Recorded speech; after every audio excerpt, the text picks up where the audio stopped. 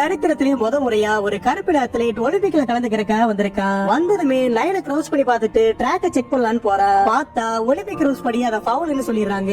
இப்போ அவனுக்கு 2 அட்டெம்ப்ட் தான் இருக்கு. ஆனா 2வது அட்டெம்ப்ட்லயும் ஓவன்ஸ் ஃபவுல் பண்ணிடுறான். அப்போ யூரோப்பியன் சாம்பியனா இருந்த லாங்குங்கிற ஜெர்மன் அத்லீட் ஓவன்ஸ்க்கு ஹெல்ப் பண்றதுக்காக அவனோட கோச் இப்ப லைனுக்கு முன்னாடி வைக்கிறான். அதுக்கப்புறமா ஜம்ப் பண்ண ஆரம்பிச்ச ஓவன்ஸ் அவனோட 3வது அட்டெம்ப்ட்ல ஒரு வழியா ஃபைனலுக்கு குவாலிஃபை ஆயிடுறான். அன்னைக்கு பர்லின்ல நடந்த ஒலிம்பிக்க பாக்குறதுக்கு ஹிட்லரே நேரா வந்திருந்தாரு. அப்போ லாங் அவனோட முதல் அட்டெம்ப்ட்ல 7.54 மீட்டர் ஜம்ப் பண்றான். அடுத்ததா 7.79 மீட்டர் தாண்டி ஓவன்ஸ் அதை பீட் பண்ணிடுறான். ஆனா அவனோட 2வது அட்டெம்ப்ட்ல லாங் ஒரு யூரோப்பியன் ரெக்கார்டையே செட் பண்ணிடுறான். பார்த்தா 7.94 மீட்டர் தாண்டி ஓவன்ஸ் அதையும் பீட் பண்ணிடுறான். கடைசியா லாங் அவனோட 3rd அட்டெம்ப்ட்ல ஃபவுல் பண்ணதால 3வது டைம் ஜம்ப் பண்ணாமலேயே ஓவன்ஸ் கோல்ட வின் பண்ணிடுறான். உடனே ஓவன்ஸ் அவனுக்கு கை கொடுக்கலான்னு போறான். அப்ப லாங் அவன்கிட்ட நான் அந்த மிராக்கிள பார்க்கணும், எனக்காக 3வது டைம் ஜம்ப் பண்ணுன்னு சொல்றான். ஓவன்ஸும் ஜம்ப் பண்றான். பார்த்தா 8.6 மீட்டர் தாண்டி ஒரு ஒலிம்பிக் வேர்ல்ட் ரெக்கார்டை செட் பண்ணிடுறான்.